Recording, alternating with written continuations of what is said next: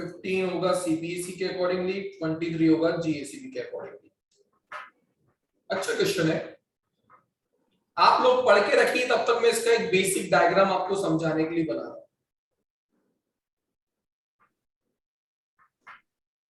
दो केसेस दिए हुए अलग अलग, तो वो दो केसेस के लिए मैं दो डिफरेंट डायग्राम बना रहा हूं आपके लिए। इसके लिए थोड़ा इमेजिनेशन इज इंपॉर्टेंट। अगर आपने इमेजिन नहीं किया, आपने आगे का कंसेप्ट नहीं रिवाइज किया हुआ है, आपको प्रॉब्लम हो सकता है। ये मैग्नेटिक फील्ड मैंने दिखा दी। इस मैग्नेटिक फील्ड में कलर ये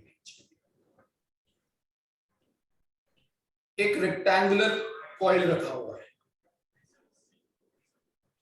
यहां पर भी रखा हुआ है, यहां पर भी। अब ये जो कॉइल है वो कुछ स्पीड से मूव कर रहा है, बट मूवमेंट के लिए कंडीशन दी गई है। पहले केस में बोला है कि ये 1 सेंटीमीटर पर सेकेंड की स्पीड से मूव करता है in the direction normal to longer side.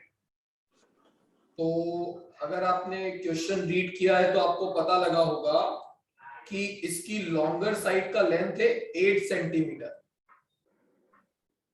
और शॉर्टर साइड का लेंथ है 2 centimetre.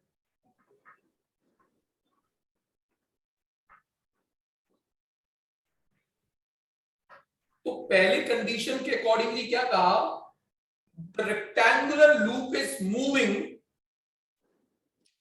Normal to longer side. देखो मैंने जो एरो बनाया मेरी बड़ी साइड से परपेंडिकुलर है, तो ये इस तरीके से बाहर निकल रहा है फर्स्ट केस में। और दूसरे केस में बोला shorter to the shorter side of the loop, मतलब वो इस तरीके से बाहर निकल रहा है normal to the shorter side 1 centimetre per second. Metre में कन्वर्ट करूंगा तो 10 raise to the power -2 metres per second और 10 raise to the power -2 metres per second. आपको बताना है कितना इंड्यूस्ड ईएमएफ आएगा लॉन्गर और शॉर्टर साइड वाली लेंथ में, दोनों केस में। फर्स्ट पार्ट, ये ईएमएफ कंडक्टर के मोशन की वजह से आ रहा है, तो इसको क्या नाम देते हैं, मोशनल ईएमएफ। और मोशनल ईएमएफ का फॉर्मूला क्या होता है, बी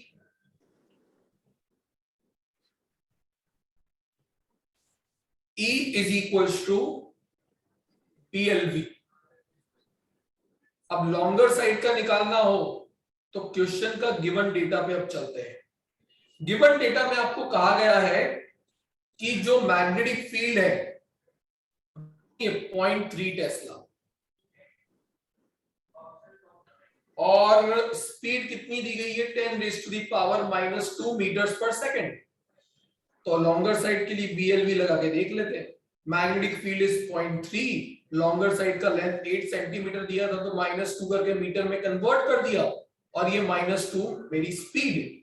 आंसर आना चाहिए आपका 2.4 into 10 raise to the power -4 volt. Longer side के अक्रॉस जो ईएमएफ इंड्यूस हुआ है। बाय द सेम लॉजिक अगर मैं शॉर्टर साइड का ईएमएफ निकालता तो मैग्नेटिक फील्ड का चेंज हुई है, वो तो अभी भी वही है, लेंथ बस 2 सेंटीमीटर हो जाएगी और velocity 10 raise to the power -2। तो इंड्यूस्ड ईएमएफ इस केस में आएगा 0.6 into 10 raise to the power -4 volt. ये पहला पार्ट था इजी, फॉर्मूला लगाओ आंसर आता है।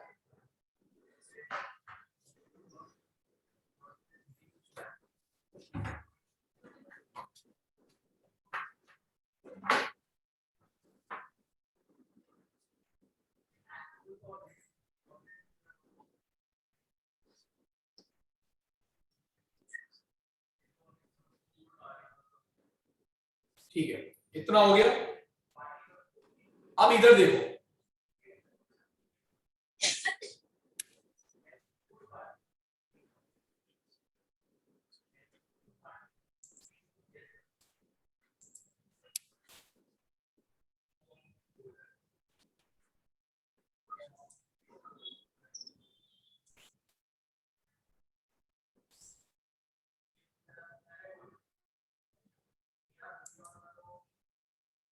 ऑलराइट, इधर देखिए, इन्होंने ये कहा ये जो इंड्यूस्ड ईएमएफ होगा वो कितनी देर के लिए होगा।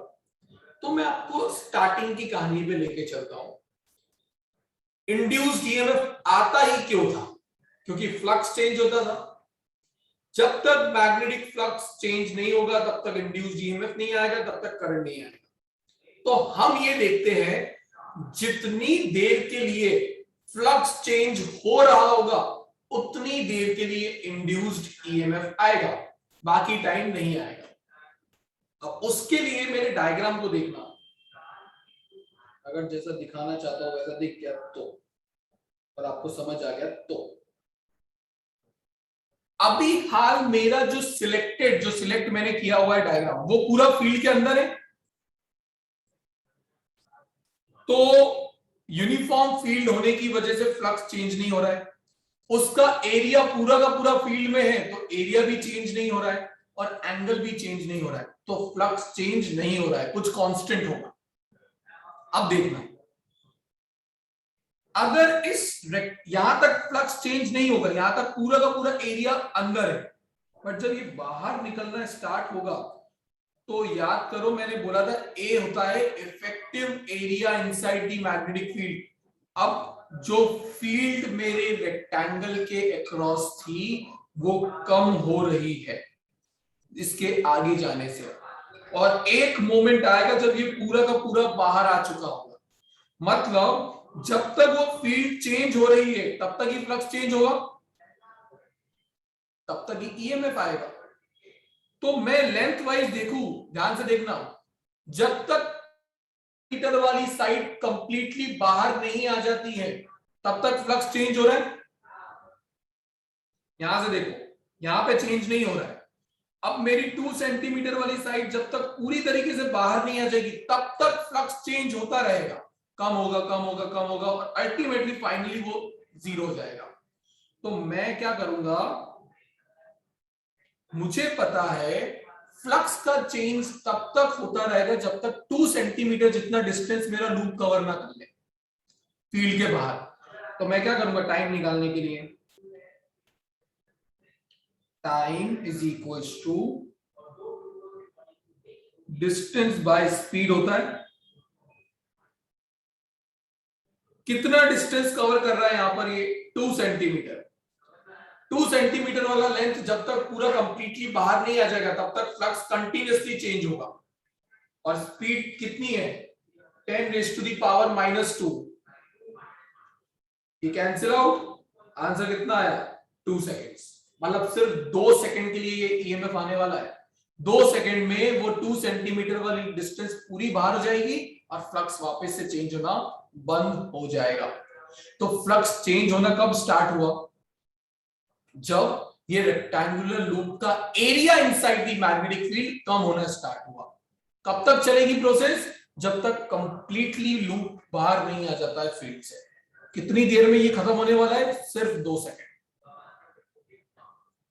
यही सेम चीज इधर भी निकालनी है। अब इधर देखो उल्टा है,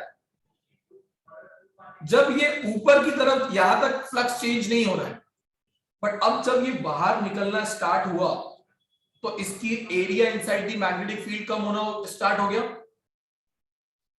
कब तक होगा फ्लक्स चेंज, जब तक 8 सेंटीमीटर वाली साइड कंप्लीटली बाहर नहीं निकल जाती, लॉन्गर साइड।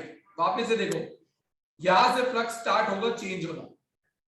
अब मेरी 8 सेंटीमीटर वाली साइड को देखना, जब तक 8 सेंटीमीटर वाली साइड कंप्लीटली बाहर नहीं निकल जाती फील्ड से तब तक फ्लक्स चेंज होता रहेगा होता रहेगा होता रहेगा और तब तक ईएमएफ भी इंड्यूस्ड होगा।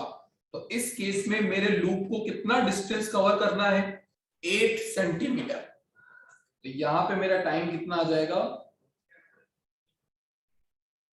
Time t2 is equals to again distance by speed.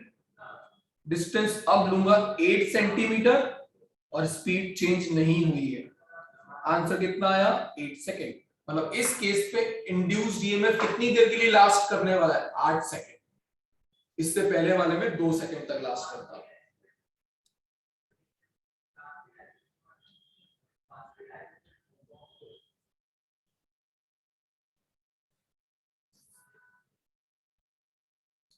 Done.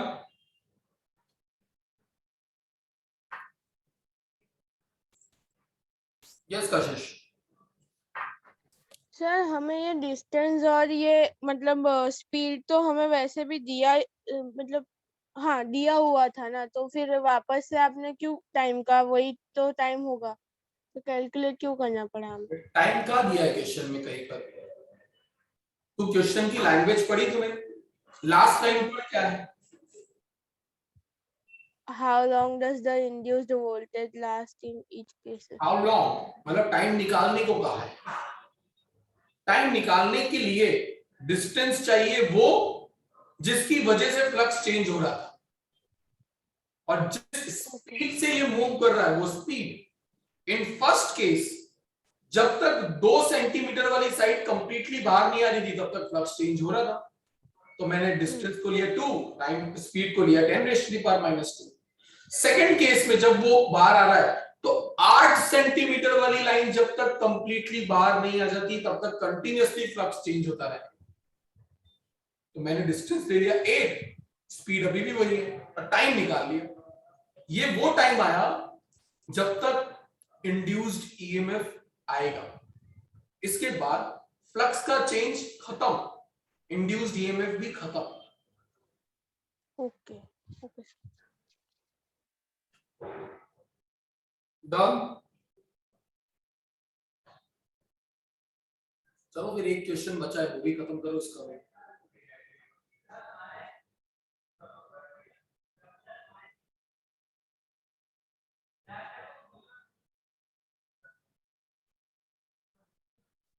Question number 13 CBSE का 21